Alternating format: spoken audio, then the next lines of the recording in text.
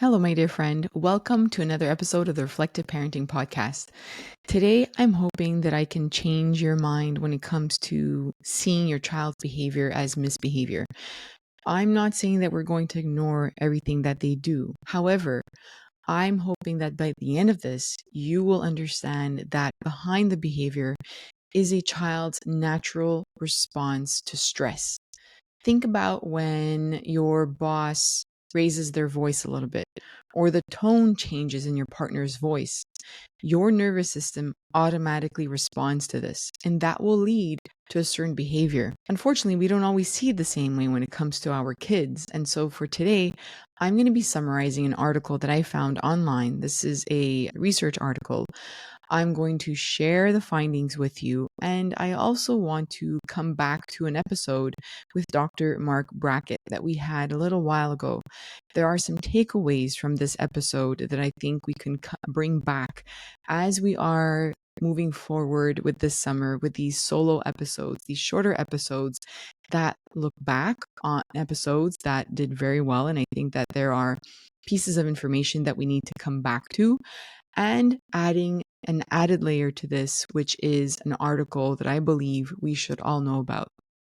If you also want to share this episode with somebody that you think needs to hear this, whether it's your partner that needs to hear the science and understand what a stress response is in your child, or maybe you want to send it to a friend, or maybe this is so important because it is that you want to share it with your colleagues, or a school that you work out at, or a daycare or preschool, you can share this episode with them, put it in your newsletter, share it in a group email, or you can even, in the show notes, you will find a blog post. If it is easier for you to share the blog post on your social media feeds, Instagram or Facebook or LinkedIn, you can do it that way, but help us spread the word. You might have noticed that we are digging deeper into the research. I'm going back to the roots of why I built Curious Neuron, which was to support parents by sharing science. And I'm going even harder when it comes to supporting you, the parent. This is not a space where you find parenting advice. That's not that kind of podcast, and it's not that kind of company. Curious Neuron, the company that I am the founder of, and this podcast, the Reflective Parenting Podcast, is truly about supporting you in understanding how you can show up for yourself and how you can show up for your child. Today's focus, though, is going to be about understanding your child and their brain and their emotional development, but it will come back to you at the end so that I can help you. So I'll share a couple reflection prompts with you that will help guide you this week to help you notice, which is the first step, to emotional intelligence. We always have to notice and become more aware of something that is happening in our home or with us or between us and our child. And then if you want to dig deeper and you realize that this is something that you want to work on, I personally believe that education is not enough. It is the first step. And there was a parent I interviewed. I interview all the new parents that come inside our club. And I'll never forget this mom that joined and said, you said something a couple episodes ago on your podcast, and you said, education is not enough. You need to have a group that holds you accountable. You need to have somebody that's going to support you in your learning and reflect things back at you to help you build self-awareness. And that person is me. We meet every single week inside the Reflective Parent Club while you are doing the work of working through the program and the course that we have that touches on the 4 pillars of emotional intelligence. But besides that, you show up every single week and tell me what you're struggling with, and I get to support you and help you reflect on what you can do a little bit differently. It is 12 hours in total for $1 a day. You get a full week free, so you can give it a try. Anyways, I'll see you at the end of this episode. I'll remind you about the Reflective Parent Club, but let's get into it. If you are new here, welcome. My name is Cindy Hovington. I am the founder of Curious Neuron, which is a parental well-being platform. We are supporting parents by helping teach them how to manage stress, how to manage their emotions, and more importantly, how to teach this to their kids so that they can protect their child's future well-being and mental health. This podcast digs deeper into the science of this through articles like I will do today, and with some guests as well. We will be coming back to the guests in the fall, but this summer we are going back to some old episodes, and I'm adding some articles to this so that we can dig a little deeper into that. All right, so If you remember Dr. Mark Brackett's episode, he was talking about the importance of helping our kids recognize their emotions and label their emotions, which gives them the language and the tools that they need to make sense about how they're feeling. I know from experience with all the parents that I've spoken with that many of us struggle with that very basic step of emotional intelligence, recognizing and labeling our emotions. And so in today's episode, I wanted to add another layer to this. It's not just about the language that we use, but it's also understanding what's happening inside our body, or in this case, our child's body, when they are experiencing stress. This article that I found talks about RSA. I'll describe all of that and what that means, and shows us that our kid's body can have really intense stress responses during conflict with us, even if they don't have the words to explain it yet. And so that's our job as parents. It's twofold, actually. So, first, it's to support their emotional development, as we spoke about with Dr. Mark Brackett. By the way, that link is in the show notes so that you can revisit that episode. But it's also about tuning into their physiological signals. So, for example, clenched fists, shallow breathing, or even shutting down. It's showing us that they are dysregulated. So, we're going to dig into all of that. Before we dig into this article, I want you to think back to the last conflict you had with your child.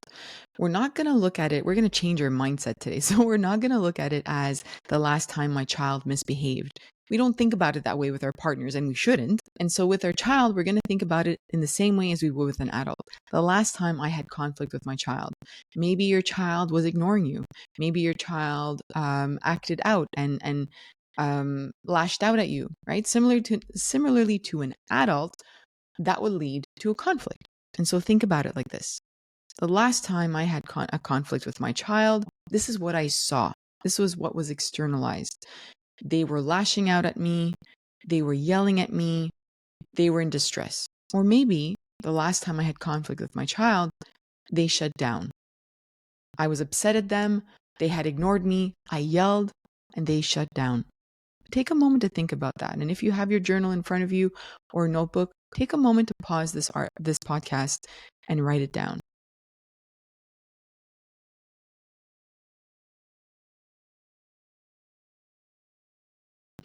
What we are going to learn from this article is that the way our child's nervous system is built, based on some genetics and some of the environmental factors from when they were newborns, is part of how they react today as a 2-year-old, as a 9-year-old, as a 16-year-old. And it is so easy to forget that they, as well as us, that we all have a nervous system that is constantly taking in information from the environment, whether it's somebody's tone, the words they use, or even us predicting or protecting ourselves in terms of what might happen next. And so that will lead to them behaving a certain way, similarly to us. But we don't see it like that in kids. For some reason, so many of us will just see it as a child misbehaving. But today, we are changing that. We are looking at it as conflict. And then that way we can say, how am I responding and reacting to that conflict? Am I extremely reactive in conflict? And then that leads to my child being extremely reactive in conflict. Or perhaps I'm reactive in conflict and my child shuts down. So let's dive into this article.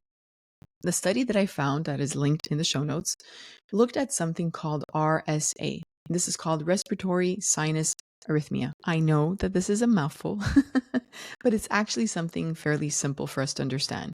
So it's a way to measure how our heart rate naturally changes with our breathing. So when we're relaxed, this rhythm is more flexible. When we're stressed, the pattern tightens. So RSA tells us how calm or reactive the body is. Think of it this way. RSA is like a window into the nervous system. If your child's RSA drops quickly during a conflict, what scientists call RSA withdrawal, it's a sign that the body is gearing up for stress, kind of like they're going into their fight or flight mode. So this study in particular had researchers that brought in kids around the age of 12 who were already dealing with mood or behavior struggles. They asked each child to have a conversation with their parent about something they often argue about, like screen time or chores, while they measured the RSA in the kids. Then, for 4 days, they followed these kids to see how their emotions and behavior played out in daily life. So here's what they found. Kids who had a stronger stress response during conflict, meaning that their RSA dropped more, tended to have more emotional ups and downs during the day. They were more likely to feel things like sadness and anger, stress and nervousness, and those feelings changed rapidly and intensely. The researchers also found two different patterns that predicted different challenges. Some kids had a low RSA at rest and reacted strongly during conflict. These kids were more likely to feel shame, guilt, and loneliness. These are more inward and complex emotions. Whereas on the other hand, kids who had high RSA at rest but still reacted strongly during conflict. This was the second group. So let me say that again. Other kids had a high RSA at rest but still reacted strongly during conflict. These kids were more likely to lash out through yelling or even hitting. These were more outward behaviors.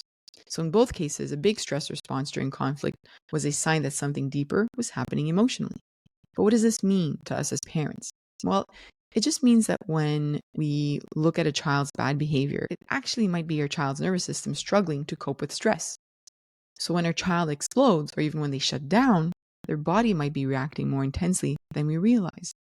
And that's not something that we can always control in the moment or that they can control. It means that if we are in conflict with their child, that often leads to big emotions or big reactions. This study reminds us to look beneath the surface.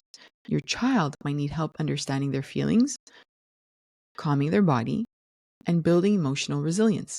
This doesn't mean that you're going to let go of boundaries and just let your child say whatever they want to you or do whatever they want. It means that they need a lot more help from you to co-regulate, to guide them, and to teach them. And that means that if you are reacting very easily, if you are extremely stressed, if you don't know how to cope with your emotions, and when you're in distress or in conflict with your child, your negative self-talk is stronger, you are struggling to stay calm, you want to react and explode all the time, you're going to really struggle to help your child co-regulate, especially if their nervous system is one that leads to big reactions. So what you want to start doing is start noticing your child's stress response. What do they do in conflict? Are they clenching their fists? Are they shutting down? Are they yelling? Are they talking fast? What's their body saying? And by tuning in, you can start responding in a way that helps them calm down. You can say to yourself in that moment, it's not that your child is misbehaving right now. Their nervous system is in distress. How do I help calm their nervous system? And the way that you're going to do this is start A/B testing things. Does it help when I lower my tone, slow down the way that I'm and how I'm speaking to them? Does it help when I come down to their eye level and I connect with them? What if I have physical contact and I place my hand on their shoulder? What if I create more space and me being closer to them is making their nervous system feel dysregulated and off and not safe? There are going to be lots of things that you can try. It isn't a quick fix. That I can guarantee you. But there will be many things that you can try in your home. And so here's a reflection prompt that you can use, or actually I have more than one, that you can use this week. After you've listened to this episode and you're like, oh yeah, this is something I struggle with. Then you'll listen to the episode with Mark Brackett. I have some homework for you this week. After you listen to Mark Brackett, you can come back to these reflection prompts because number one, I need you to understand how you or your nervous system reacts to conflict. Then I want you to dig deeper to understand how your child's nervous system reacts in conflict. And so these are the first two reflection prompts. How does your child react during conflict? So think about the last time you argued with them, or you set a boundary, you said no to something. What physical or emotional signs did you notice in your child? And the other one is for you. What do you feel in your own body when you are in conflict with your child? What happens to your voice, your heart rate, your breathing? I want you to notice these things because noticing this is going to give you insight to what's happening inside your nervous system, inside your brain and your body. And this is the third reflection prompt for you this week. What do you notice as some patterns with your child Does your child tend to shut down in conflict, lash out, cry, or blame? What might their body be telling you? If you are someone that is listening to this saying, you know what, I'm going to spend some time to notice this. But even if I notice, I have no clue how to regulate my emotions. And I have no clue what triggers me so badly when my child gets upset at me and says I'm the worst parent. It just gets to me and I don't know why. Or maybe your child's not even saying that and it's your child having a tantrum. And in that moment, you notice your internal dialogue shift to, again, why am I messing this up? Why can't I get this right? Or maybe your child is saying really mean things to you, and what you're saying to yourself is, what if my child hates me the rest of their life? What if I don't have a good relationship with my child? I want this so badly, but I've already messed it up, and they're only 7 years old. Notice what your internal dialogue is. Notice what the external or externalization of this is, and then start taking notes. I can guarantee you that if you don't do any of these things and you're having constant conflict with your child, constant stress, constant feelings of overwhelm, constant feelings of, I'll never get this right. And if you don't do any of these things, nothing will change. That's a guarantee. But I don't want you to not see changes. I want you to see a difference. And it won't feel like extra work when you start noticing a difference.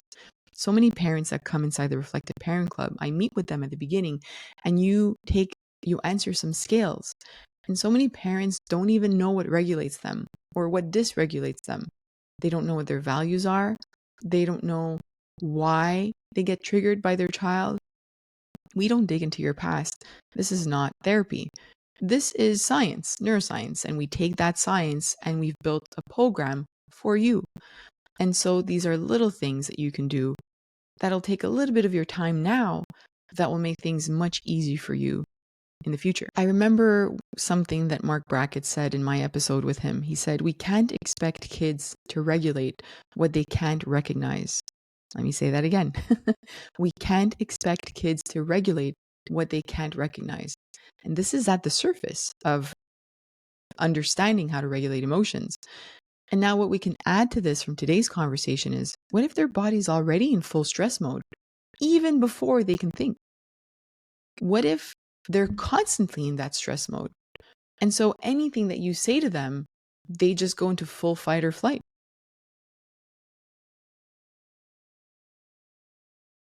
How can we as parents slow down conflict moments to help both our children and us understand what's going on, help our kids feel what they need to feel, and help them name what's going on and what they're feeling? Think about that. How can we slow down conflict with our kids? It is so easy for a child to to react to something, and for us to react. And then all that happens is that we start to escalate the moment. But if we are more in control of our emotions, rather than reacting, we can slow down the conflict, we can respond, and we can co-regulate with our child. And so I hope that this is a takeaway for you from this episode. I hope you enjoyed this study. Everything that you need is in the show notes. And if you need more help, you can work with me privately if you want, or you can join the Reflective Parent Club. Again, the link to that is in the show notes. You get 7 days for free to test it out. You can come and meet me and we can chat about the struggles that you are having. And you can come meet the amazing parents from all around the world that are joining the call every single week and that are doing the work to build their self-awareness and learn how to regulate emotions in order to protect their child's future well-being. Thank you for joining today's episode. Make sure that you are subscribed to this episode. I'd like to thank the Tannenbaum Open Science Institute as well as the McConnell Foundation for supporting the podcast. Make sure that you leave a review and a rating if you haven't done so yet, because that is how I get the funding to continue this and to have the team to help me do this. And if you want more episodes, you can also leave a rating and review, or you can even leave an audio. In the show notes, I've added a link to something called SpeakPipe, and you can leave a question, you can leave a comment, you can say hi, tell me where you're from and why you love the podcast, and I will play it on a future episode. that is all I have for you today, my dear friend. I hope you have a wonderful and beautiful week. Come join us on Instagram. You can follow me on LinkedIn as well. And you can read the blog post, curiousneuron.com. I'll see you next Monday. Bye.